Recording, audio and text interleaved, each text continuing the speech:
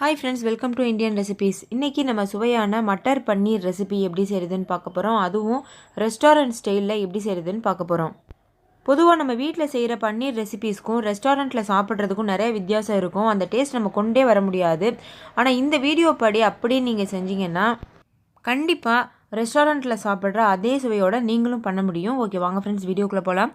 இந்த ரெசிபி செய்கிறதுக்கு கடாயில் ஒரு 2 ஸ்பூன் அளவுக்கு எண்ணெய் சேர்த்துக்கோங்க. அதுக்கப்புறமா ஒரு 2 இன்ச் அளவு இஞ்சியை நறுக்கி வச்சுருக்கேன். ஒரு கைப்பிடி அளவு பூண்டு வச்சுருக்கேன், அதையும் சேர்த்தாச்சு அந்த எண்ணெயில். அதுக்கப்புறமா ஒரு பெரிய சைஸ் வெங்காயத்தை பெரிய பெரிய சைஸஸாக நறுக்கி வச்சுருக்கேன், அதையும் சேர்த்துடலாம். வெங்காயம் கலர் சேஞ்ச் ஆகிற வரைக்கும் நல்லா வதக்கிடலாம். நம்ம ஒரு பெரிய வெங்காயம் சேர்த்தோம், அதனால் 2 பெரிய தக்காளி சேர்க்கணும். அதுதான் ரேஷியோ. 2 பெரிய தக்காளி பெரிய பெரிய சைஸஸாக நறுக்கி வச்சுருக்கேன். ஏன்னா இது நம்ம வதக்கிட்டு அரைக்க தான் போகிறோம், அதனால் பெரிய சைஸாகவே நறுக்கி இதில் சேர்த்துடலாம். சேர்த்துட்டு இது நல்லா வதக்கிட்டு மைய அரைச்சிக்கிறணும்.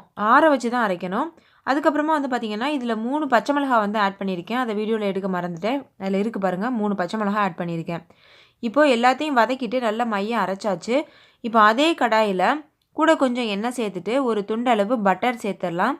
சேர்த்துட்டு பட்டர் நல்லா உருகினதும் அதில் தாளிதம் சேர்த்துடலாம். தாளிக்கிறதுக்கு நம்ம இன்றைக்கி சீரகம் மட்டும்தான் சேர்க்க போகிறோம்.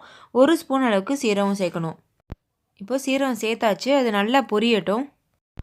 சீரகம் நல்லா பொரிஞ்சதுக்கப்புறமா 1 ஸ்பூன் அளவுக்கு மிளகாத்தூள் இதில் சேர்த்துடலாம்.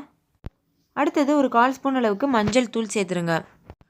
அதுக்கப்புறமா ஒரு 1/2 ஸ்பூன் அளவுக்கு மல்லித்தூள் சேர்த்துருங்க. அதுக்கப்புறமா ஒரு 1/2 ஸ்பூன் அளவுக்கு கரம் மசாலா.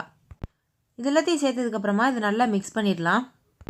மிக்ஸ் பண்ணிவிட்டு இதுக்கு தேவையான அளவுக்கு உப்பு சேர்த்துடலாம். இந்த டிஷ்க்கு தேவையான அளவு உப்பு சேர்த்துக்கோங்க. சேர்த்துட்டு மறுபடியும் நல்லா இதை மிக்ஸ் பண்ணிடலாம்.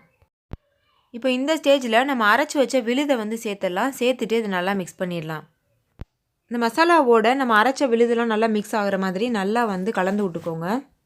உங்கள் கிரேவிக்கு தேவையான அளவுக்கு தண்ணி சேர்த்து நல்லா மிக்ஸ் பண்ணிக்கோங்க. மிக்ஸ் பண்ணிவிட்டு மூடி ஒரு 10 நிமிஷம் நல்லா இதை குக் பண்ணிடுங்க.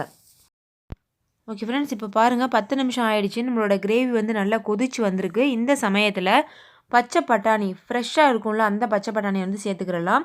காஞ்ச பட்டாணி இதுக்கு சேர்க்கக்கூடாது. ஃப்ரெஷ்ஷாக இருக்க பட்டாணி தான் சேர்க்கணும்.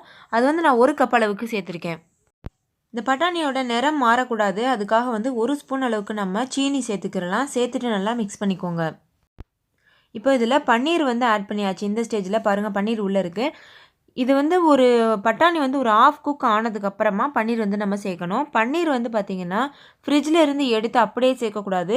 சுடு தண்ணியில் போட்டுட்டு அதுக்கப்புறமா அதை எடுத்து கிரேவியில் ஆட் பண்ணணும். அப்போ தான் பன்னீர் நல்லா சாஃப்டாக இருக்கும். நல்லா கொதிக்கிற தண்ணியில் போட்டுருங்க.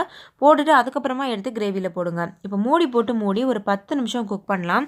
பாருங்கள், 10 நிமிஷம் ஆகிடுச்சு. அந்த எண்ணெயெல்லாம் பிரிஞ்சு வந்திருக்குல்ல, நம்ம ஊற்றின எண்ணெய் பட்டர் எல்லாமே பிரிஞ்சு வந்திருக்கு. இந்த சமயத்தில் நல்லா கலந்து விடுங்க.